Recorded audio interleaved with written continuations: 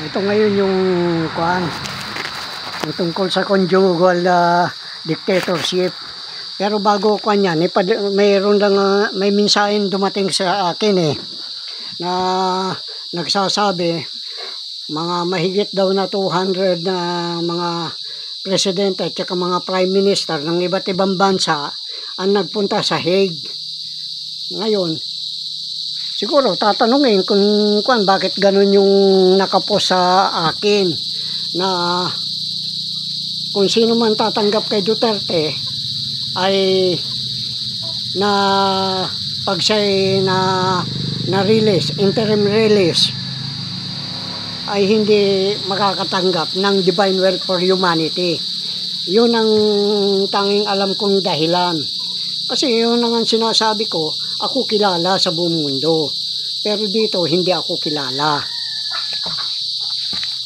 Ito na, ituloy, kuan na natin itong kuan. Conjugal dictatorship. Noong September 23, 1972, ipinahayag ng dating Pangulong Ferdinand Idralim Marcos sa mga telebisyon at mga radyo ang proklamasyon ng ng 1081 na nagsasabi ang buong bansa ay sa ilalim ng martial law at nang sa gayon ay maitatag ang bagong lipunan na sinasabing sa ikuunlad ng bayan ay disiplina ang kailangan. Pero nung kuwan na yon, meron naman na nagkuwan na isang mati na idol sa television na nagsabi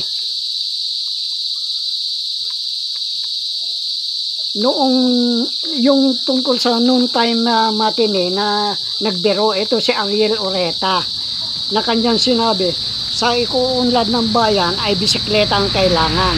Kaya matapos ang kanyang noon time show ay hinuli siya at pinagbisikleta maghapon. Marahil siya ang kauna-una naging biktima nito Pero kasi nung na yun, yung araw na yun, nagtataka kami mga bakit ang daming Metrocom na paikot-ikot sa Metro Manila. Hindi, wala kaming kaalam-alam maging kung ano yung martial law na yan Parang baliwala lang sa mga tao. Pero ang pinagtataka namin noon, bigla nawala ang television at saka mga radyo. Yung pag-ooperasyon nila.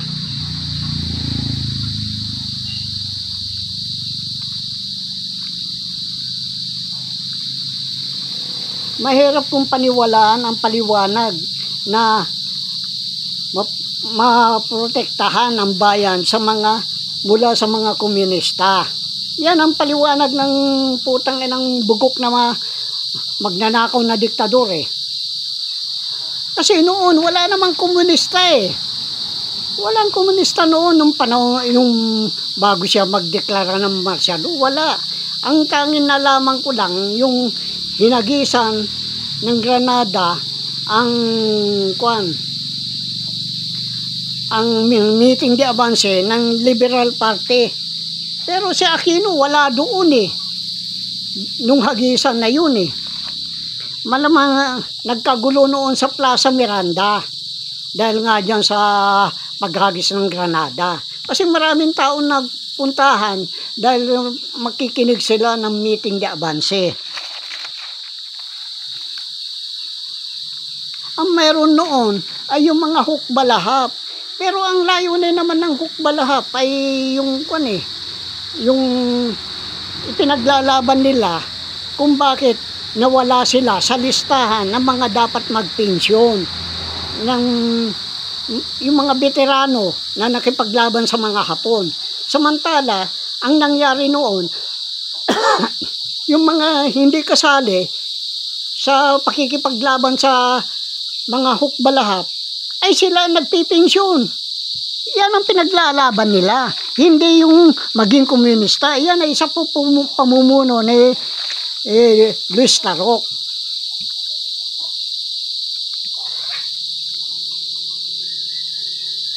Dahil lamang ba sa naghagis ng Granada ng meeting de avance, may komunista na? Malabo yun eh. Kaya yan, mahilig yung Marcos na yan ng senaryo eh. Kasi panahon lang panahon din ni Marcos nung lumitaw yung MPA na yan eh. Kaya may lumabas na dalawang dalawang faction. Yung sinasabi nilang Beatles, yan ay yung ni Nalius Tarok. At yung Monkeys, yan naman yung mga MPA. Ngayon, kung talagang laban sila sa gobyerno, bakit magkalaban sila? Kasi yan ang sinasabi ko. Yung mga na yan, mga palabas lang yan. Yung mga MPA na yan, hindi naman Kaya nga yung sinabi ko pa na ang martial law nakabatay sa pangalan Piera, yan ang kinuha nila. Ferdinand, Imelda, Enrile, Ramos, Aquino. Kaya wala si Aquino nung pero hinuli nila si Aquino. Para mapalabas nila na makatotohanan. Pero kasabwat yan. Sa ilalim ng martial law, tanging ang magnanakaw na diktador ang maaring gumawa ng desisyon. Wala nang ibang yan, kundi siya lang. Siya ang de facto na executive. Siya rin ang batas. Kaya niya yung mga yan legislative at saka yung Supreme Court na wala yan.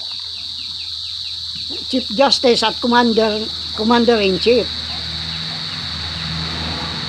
At upang huwag magkaroon ng kodita noon, inispoil niya ang military. Siya ay sa pamamagitan ng malaking sahod. Mantakin mo, ang sahod ng mga pinakamababang yung non-commission, yung private, 4,800. Yung 800, yan ang allowance nila. Yung 400, yan ang basic nila. Samantala ako noon, nagtrabaho sa gobyerno, ang sahod ko, wala pa 100. Kulang pa ng 4 na piso sa 100, isang buwan ko.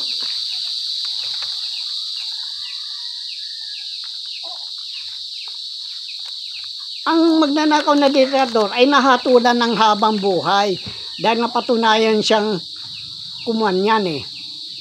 na pumatay kay nalundasan. Ngunit pinayagan siyang kumuha ng bar exam at nanguna nga siya sa pagsusulit noong 1939. At ang gumawa ng paraan upang siya'y makalaya ito si Jose P. Laurel na siyang tumatay yung pangulo noon ng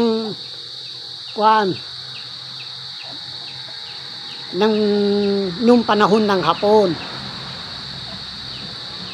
Maaaring may kinalaman din itong mga Hapon upang makalaya siya dahil parang inalagaan nila si Marcos. Naging guerrilla daw siya pero wala yan parang nagmumonitor lang yan kaya nga sabi ni yung mga medalya hindi naman din namin na Amerikano na may mga medalya yan nung siya sa USAP hanggang sa naging major siya hanggang sa matapos ang gera dahil alam din niya na kung sinong matalo sa gera magbabayad ng war damage. Yan ang inaabatan niya.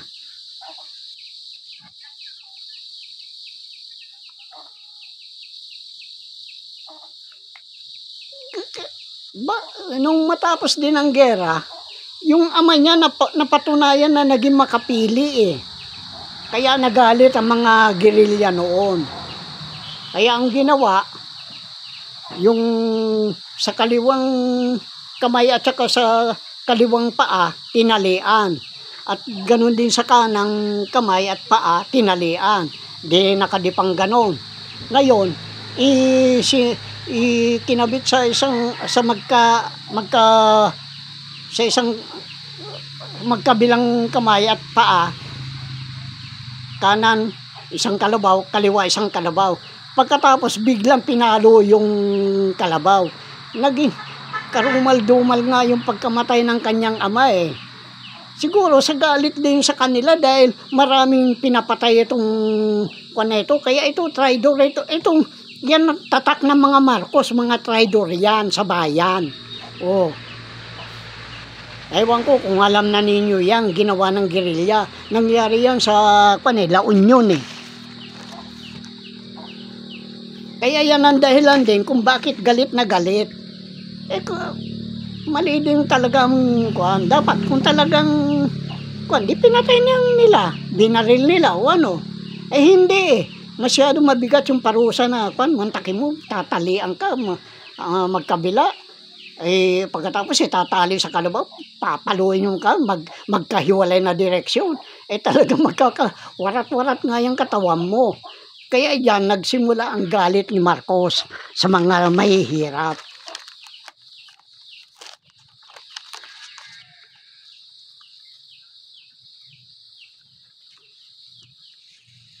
Ang ekonomiyang pampapolitiko nung panahon ng martial law ay pinamagatan ng conjugal dictatorship.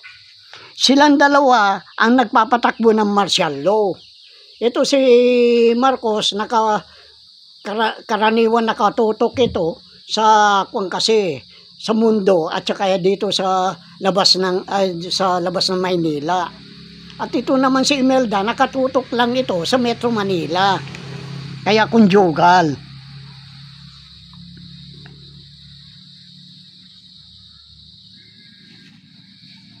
Dahil sa matagal na ito, hindi ko matandaan kung sino ang naging kausap ni Imelda eh. Dahil may naulinigan ko ito eh. Na siya na nagsabi na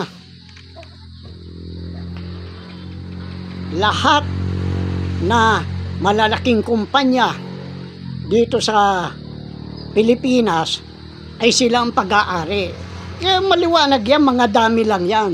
Kaya nga yung kumandidato na BBM, hinabol niya itong Fortune Tobacco eh. Yan ang una niyang hinabol. Pero nabaliwala eh. Siguro pinaliwanag sa kanya na gano'n ang nangyari. Hindi ko alam kung ito si General Sumel o di kaya si George Hamilton eh. Si George Hamilton naging kabit ni Imelda yan. Ibinili nga yan ng mansyon eh. Pera ng taong bayan yan. Oh. Kaya sa international community ay alam nila na ang mga taon ng martial law ay tanda ng pagkamalupit, mga korap at maluluhong pamumuhay ng mag-asawa. Oh. Kaya nga may yung sa New York, naging piggy bank niya, yung PNB. Kasi yung pinalitan ni Marcos na yung PNB, yung Central Bank of the Philippines, pinalitan niya ng PNB. Oh, doon linalagak yung mga noon, yung mga pera. Hanggang sa pinalitan din ni Ramos ng Bangko Sentral ng Pilipinas upang Kaya yung Bangko Sentral ng Pilipinas na yan ay parang Federal Reserve Bank yan, na hindi pag-aari ng ating gobyerno. Kaya mga nang yan eh, mga bagamat sila ay nag-iimprenta, pero bandang huli wala nang silbi ang na yan eh. Yung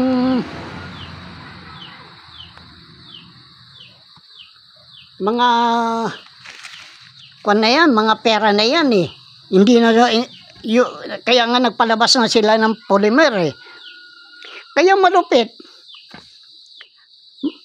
Dahil maraming estudyante ng UP ang namatay. Kasi ayaw ng UP na pasakop ang kanilang compound sa martial law.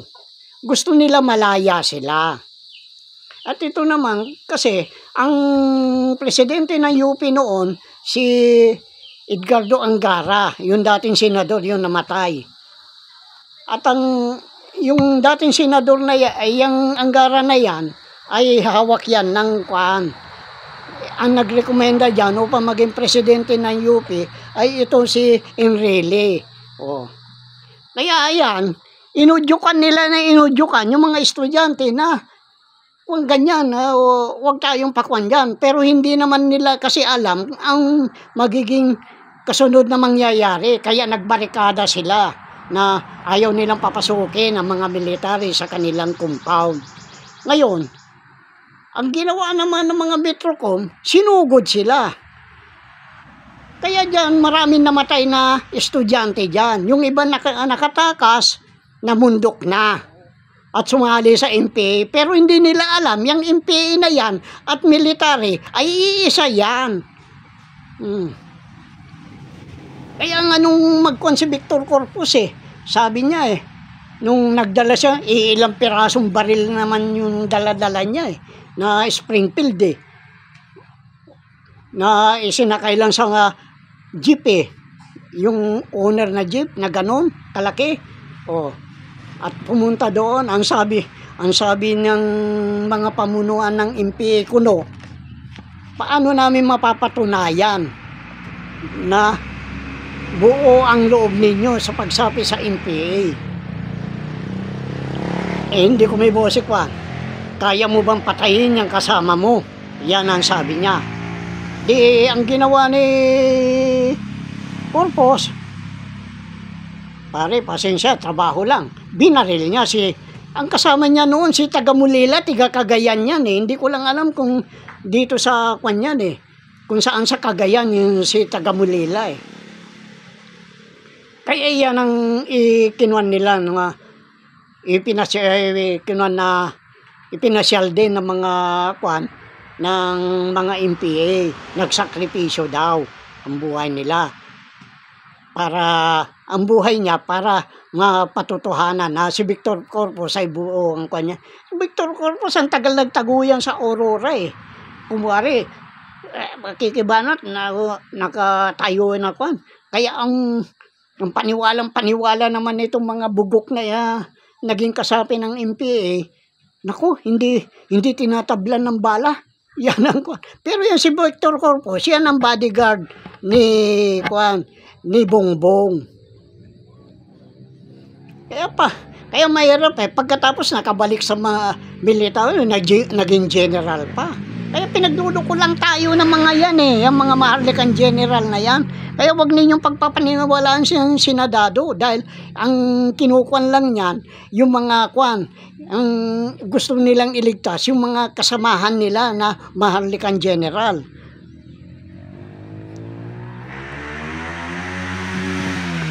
Ayun, nadamay pati Muslim. Kasi si Mansuari, kung wari, nakikuan dahil nga yun sa Jabida massacre na nagtitraining na sinasabi susugurin ng Malaysia. Pero magkakasabwat naman yan Kaya nga mapilindo Kaya hindi ko pinagpapaniwalaan yung mga senaryo ng mga Marcos na yan. Ginagawa lang tayo, pinaiikot lang ang ulo natin. Palibasa noon, wala pa tayong masyadong alam na tungkol sa martial law. Sige lang. Ngayon, nung nagkalaban-laban ng Mindanao, yung Mansuari din na nag-udyok yan na dumaban sa gobyerno yung professor ng UP yan. Kaya alam ko yan na siya man ay tumanggap ng malaking pera. Bakit hindi ka magreklamo sa akin? Mansuari, ang dami mong kamuslim na namatay. Yung mga bata nagkikwento sa akin nung nasa Mindanao ako, nasa Cotabato ako, na sinasabi nila na ayaw na nila na magkagera-gera. Dahil nga, kuminsan, kakain na lang sila pag nakarinig ng putukan, iwanan pagkain, magtatago na. Kaya nakakaawa din, parang daga sila na nagtatago. Kaya yan putangin ng Mansuari na yan, malaking pera niya na natanggap kay Marcos.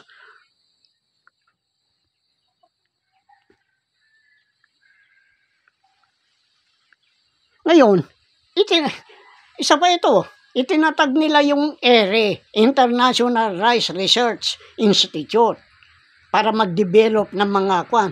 Anong nangyayari? Yung mga, dito yung ERE, dito dinidevelop yung kwan, pero ang umuunlad, yung Thailand, yung Vietnam, yung Myanmar, yung Laos, diyan tayo maangkat ng bigas. Samantala, nandito yung eskwelahan na international kwan. Kaya pinaggagago tayo ng mga Marcos eh. Hanggang ngayon, yung mga magsasaka, kawawa. Magkano lang ang kinikita dahil pinapaboran nila yung mga smuggler.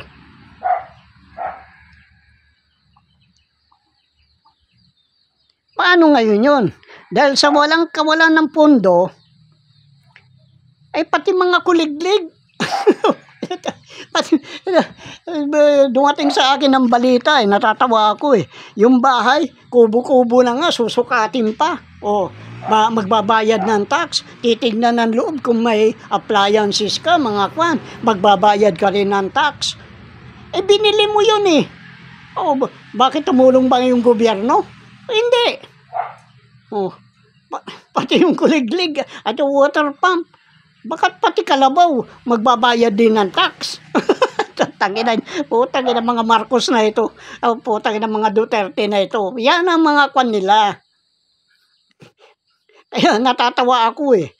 Mantakin mo, ultimo maliit na tindahan na baka hindi pa makapagbenta ng 100 yan eh. Pagkatapos magbabayad ng tax. Yung vulcanizing, baka, kung bihira lang ko, magbabayad din ng tax. Ang itong mas nakakatawa, yung nagsusunong na sumisigaw na binebenta yung kanyang paninda, yung mga gulay, na kinuha lang sa bahay nila. Kung sobra, di siyempre, bebenta niya, sinusunong lang niya, magbabayad pa rin ng tax. Putang ina ng mga mga politiko, diyan lang nagpapatunay na wala ng pondo. Namihasa kasi sila sa pagnanakaw ng pondo. Yan ang noon ko pa sinasabi na may pinanggagalingan ng pondo.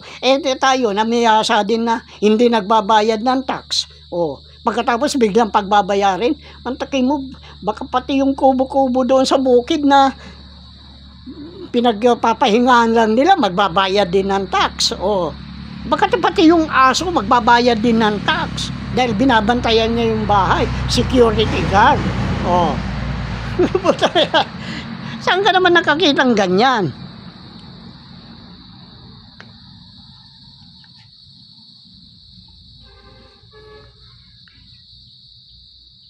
Mantakin mo ba? Pag kubo-kubo lang at walang gagamitan, mga pan, 5 piso daw kada buwan ang bayad nun. Ay, nako. Bukod pa yung hindi naman yung kung bumili ka ng lupa. Hindi nangangulugan, rights lang yung binibili mo. Hindi pag-aari pa rin ng gobyerno. Yan ang mga ngayon yung bahay. Hindi naman tumulong yung gobyerno para magpatayo ka ng bahay pagkatapos sisingilin ka ng tax. Kalukuhan yan. Malaking kalukuhan yan. Bakit hindi nila obligahin si Marcos na magbayad ng ng state tax? Pagkatapos, yung malalaking kumpanya ng pag-aari ng halos lahat na malalaking kumpanya, mga bangko, ay pag-aari ng mga Marcos yan. At ang nag-bulgar niyan, ito si Carlos Dominguez III. Siya nagsabi niyan. Noong panahon ni Duterte, nung kauupo lang niya, na bakit itong mga kumpanya ito? Kasi ganito yung style nila noon nung may pondo pa Para hindi mahalata, kung wari, magkukan sila ng pera sa bangko. Ewan ko kung talagang baka mamaya bank certificate lang yun Pagkatapos, pagkatapos ng singilan ng mga BIR, kukunin nila uli yung pera. Pagkuha nila uli yung pera, sa kanila uli. Bumalik uli sa kanila. Walang pumasok sa gobyerno. Yan ang sinasabi ko noong pa yan, na ganyan ang gawain nila.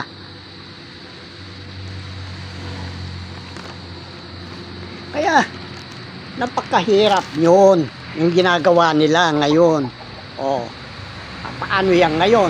Anong gagawin ninyo? Oh. Kaya, yan yung mga mahalikan general, huwag ninyong pagpapansinin yan. Kasi, talagang ganyan na. Pagkatapos, may pinorward pa sa akin na magkakaisa na daw itong Muslim at saka itong Iglesia ni Cristo. Oh. Kaya nga ang tawag,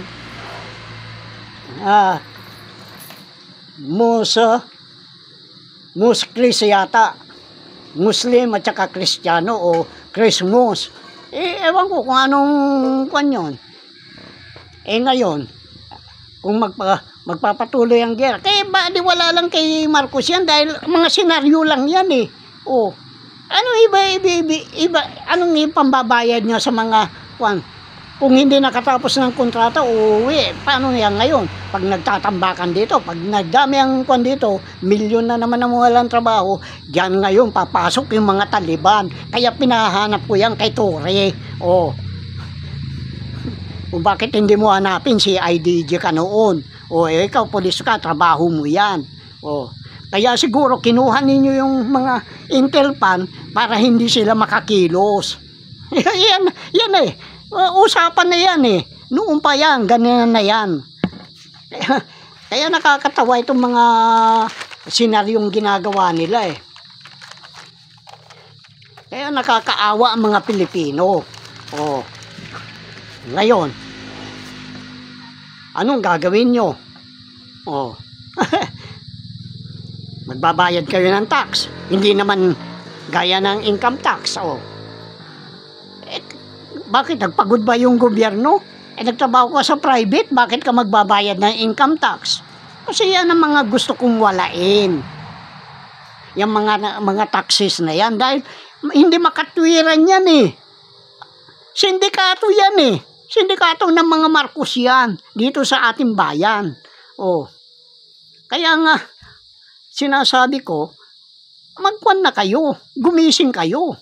Oh. Pero hindi kayo dapat makisama, kinamertan, yung kinadado. Dahil yan, ang liniligtas nila ay yung mga maharlikang general, ng mga kawatan din. Balikan natin yung kwan eh. Siguro nabasa nila yung sulat ko na yung kwan na yon, yung 200 na yon. Kaya sila nagpunta doon para tanungin kung sino yon. Dahil yung sabi ko, kung sino tatanggap kay Duterte sa kung marilis siya ay kwan, walang tatanggapin na biyaya. Kaya diyan nagigising na mga nasa ibang bansa. Oh. Mga kanyan, mga pangulo, ay bantakin mo, pupunta sa higat, doon sila magmi-meeting, doon sila mag-uusap-usap. Kaya, alam ko, hinahanap na noon pa eh, nahanap pa ako eh. Pero, hindi naman sila basta-basta makakalapit sa akin eh. Kasi ang hirap kasi sa ating mga Pilipino, yung magbibigay, ang gusto ninyo biyaya kagad. Hindi yung magbibigay, hindi ninyo hinahanap. Kaya nga may divine kwan na tayo eh. Divine law eh. O, nandun yung misyon, nandun yung vision. O, pinapaliwanag sa inyo. Pero hindi ninyo pinapansin. Ang gusto lang ninyo, kayamanan. Mga putang ina nyo. O, kung doon lang kayo nakabatay, bahala kayo sa buhay nyo. Kaya nga sabi ko, uunahin ang mga nitibo. Hindi ang mga yan. Dahil kayo, kung minsan, pag nakatanggap, hindi na kayo nakutsayan sa sarili nyo na para kayong mga asong mga gutom na nagsasakma lang kayo doon na naguunahan para makakuha ng ayuda. O, samantala sa inyo yan. Yan ang sinasabi ko. Kaya, baka mauna pa yung sa ibang bansa eh, na matulungan kaysa sa inyo eh. O, pero mauuna talaga mga nitibo. Dahil yan ang kinakawawa ng mga kwan na yan, mga politiko na yan. Inglesan kasi ng Inglesan eh. Akala mo mga kwan, puro mga magnanakaw naman. Hindi na kayo nakutsa sa inyong sarili. Ngayon, nalalantad na kayo. Paano yan ngayon? Ikaw kung kinihilin. Sinasabi mong kwan, ayan, malaya ka lang. Kasi yun ang sabi sa akin ng isang tiga Mindanao, marami akong viewers na kwan, pinipigilan lang ng Meta para sabihin na, wala naman nanonood dyan. Pero yan, napakarami, pati kung nga pinipigilan nila yung mga request sabihin, kung hindi ko daw kilala, hindi kwan, kaya nga kwan gusto nilang mapanood Ako naman, hindi naman kasi ako nanghihingi ng pera sa inyo Ako nagkakanda utang-utang. Yan ang totoo niyan. Pero pinipili ko lang ang mga inuutangan ko para makilala ko. Baka mamaya meron akong hindi mabayaran Di napakahirap nun. Napakawalang yako naman. Hindi naman ako katulad ng mga Marcos at mga Duterte na ibinebenta ang Pilipinas. At hindi rin ako magnanakaw. Nakatulad ng mga Marcos na inaangkin yung hindi kanila. Kaya nga, napakahirap Pero ngayon, kukuhanan ko na yan. Babalatan ko na yan mga putang ng mga yan. Dahil ako sawa na ako. Titignan ko lang ang galing ninyo. Kaya nga, dapat yan, magising kayo. Nauna pa magising yung sa ibang bansa kaysa sa inyo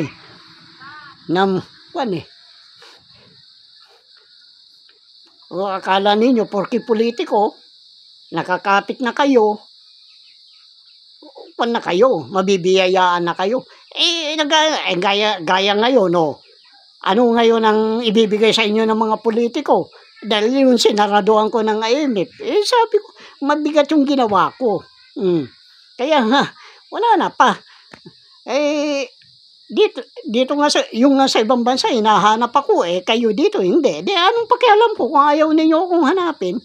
Yan sinasabi ko, hanapin muna ninyo yung kataas-taasan. Dahil siya magbibigay, hindi ko pag-aari yan. Ipinangalan lang sa akin para maalagaan yan. Patapos sasabihin, naangkin ko yung kayamanan ni Marcos, itong putang ng Helen na ito. Ayan. Sabi ko nga, bakit hindi ako i-demanda ng Marcos?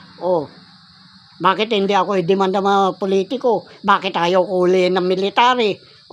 Minumura ko, maski na si Browner, maski na si Torre, kaya kong murahin yan. Bakit hindi yan makapunta-punta direkta sa akin? Natatakot yan. Utanginan yan. Kala mo, matapang tigas-titi lang yan. Utanginan yan. Kung laitin ko kayo, ganun na lang. Pero wala kayong magawa sa akin. Kasi natatakot kayo. Akala ninyo, sisiguruhin ko na ni isang pera hindi kayo makikinabang, kayong mga maharlikang general, kayong mga religion. Sisiguruhin ko, lalo na yung mga iglesia ni Cristo yan, mga Muslim na yan, sisiguruhin ko na hindi kayo makikinabang, maski na isang pera. Pagkatapos, sasabihin nitong kwan na ito, yung kuryente, yung nagtataka ako, yung Ambuklaw, 1980 pa yan nung magawa yan pagkatapos, paano nagkaroon ng siyarang kwan dyan? Ang China.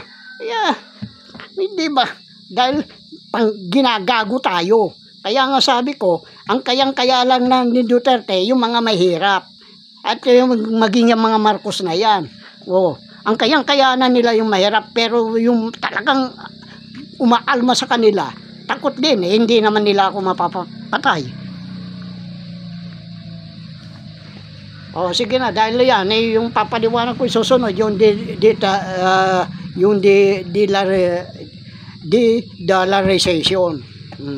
Wawalain nilang nila. Papaliwanag ko, magbabayad ang utang, hindi pwedeng hindi magbayad ang Amerika at China. Dahil yung sinasabi ko, yung mga treasury note niya, paano nagkaroon ng China? Closed door policy yan noon. Hindi naman kasali sa gera yan. Yan Singapore, dapat magbayad lahat yan. Kaya yan, Marcos, lahat ang kanyan. Saan ba nagmumula ang Antikristo? Di siyempre sa bayang banal. Yan ang sinasabi ko. O, sige na.